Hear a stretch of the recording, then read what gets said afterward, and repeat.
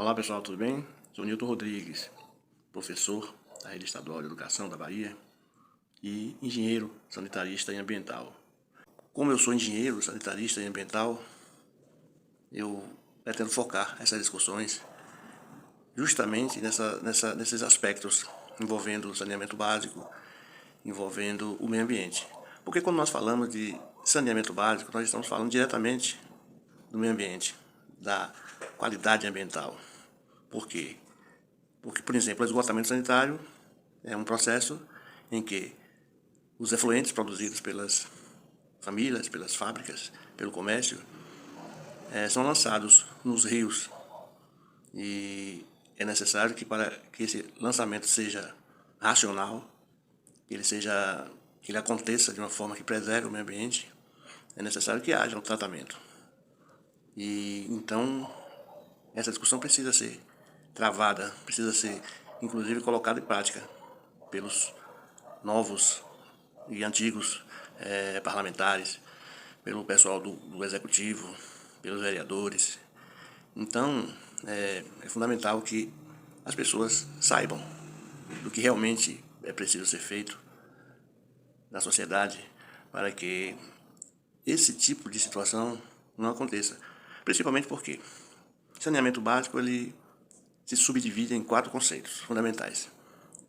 O abastecimento de água para a população, o esgotamento sanitário, a drenagem urbana e a coleta dos resíduos sólidos. Então, veja bem, o abastecimento de água da população, ele acontece com a captação dessa água dos rios ou dos aquíferos. Imagine aí, se essa água que é utilizada para o abastecimento, ela está recebendo esgoto diariamente sem o devido tratamento, então existe um comprometimento da qualidade dessa água. Ah, mas essa água ela é tratada. Aí você imagine só, né? A quantidade de produtos químicos, biológicos que são lançados na água. E cada vez mais tipos de produtos estranhos. Esses produtos eles reagem entre si e são distribuídos pelos corpos d'água. Aí o sistema de abastecimento de água vai captar essa água e faz o tratamento. Bom, a água que nós estamos bebendo, até o momento, até que se prove ao contrário, é uma água potável, uma água que tem suas qualidades preservadas. Mas o que acontece é que, por exemplo, a legislação estabelece parâmetros para o tratamento. Quais são os elementos químicos que são procurados na água para que possam ser removidos? Qual é o tipo de tratamento convencional que acontece com essa água? Então, o próprio CONAMA, a Secretaria, o Ministério do Meio Ambiente, através das suas leis, das suas regras, que estabelece os procedimentos para o tratamento, estabeleceu que tem que ser de determinada forma.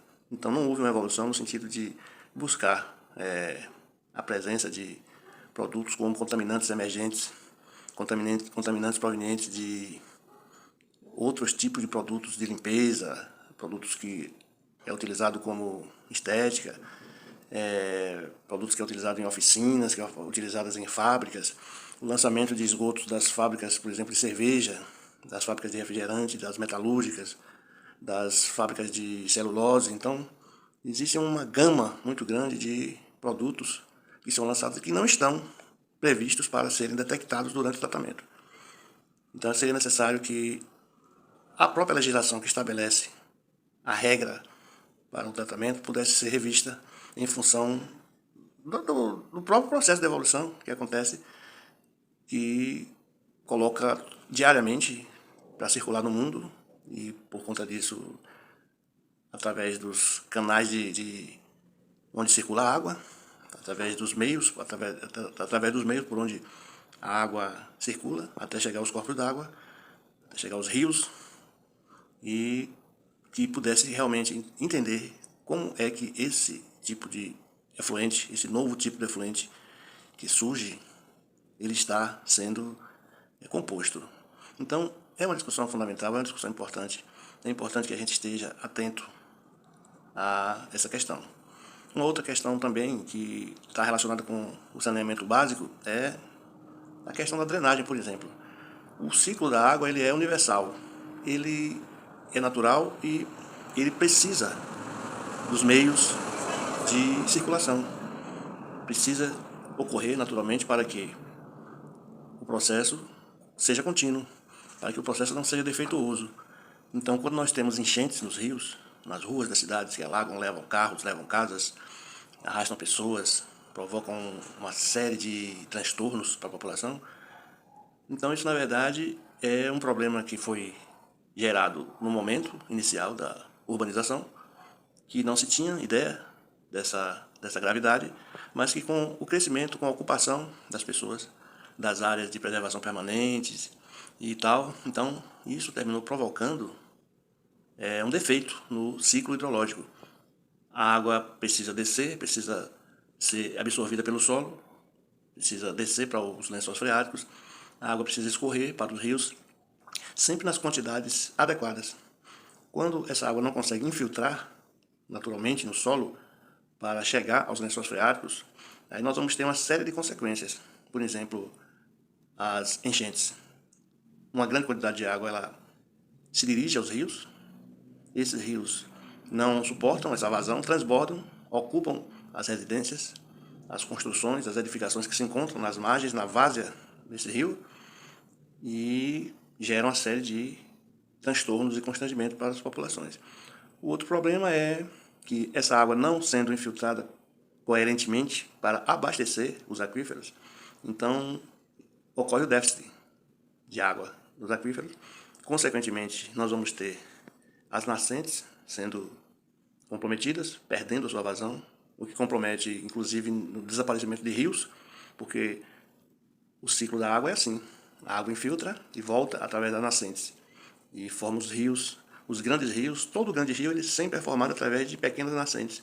E essa nascente, ela provém dos aquíferos, que, por sua vez, são abastecidos pela água da chuva, que, ao cair no solo, precisa infiltrar, em grande parte, para justamente abastecer esses aquíferos. Então, é uma coisa natural, uma coisa perfeitamente bem elaborada pela natureza, e que a presença do homem, a atuação do homem, quando desenvolve suas edificações, quando pavimenta as ruas, pavimenta as estradas, ou seja, impermeabiliza o solo das áreas de recarga, então ele termina dando, a população termina dando um destino diferente a essas águas.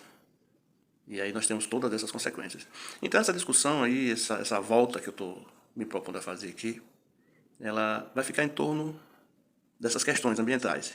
Sobretudo essa questão do saneamento básico, porque é de extrema utilidade que o saneamento básico esteja funcionando de forma adequada, corrigindo as falhas, corrigindo a intervenção humana no ambiente terrestre. Então, a partir de agora, nós vamos estar constantemente falando sobre aspectos mais específicos, ou às vezes mais gerais, a respeito de saneamento básico. Muito obrigado, até a próxima.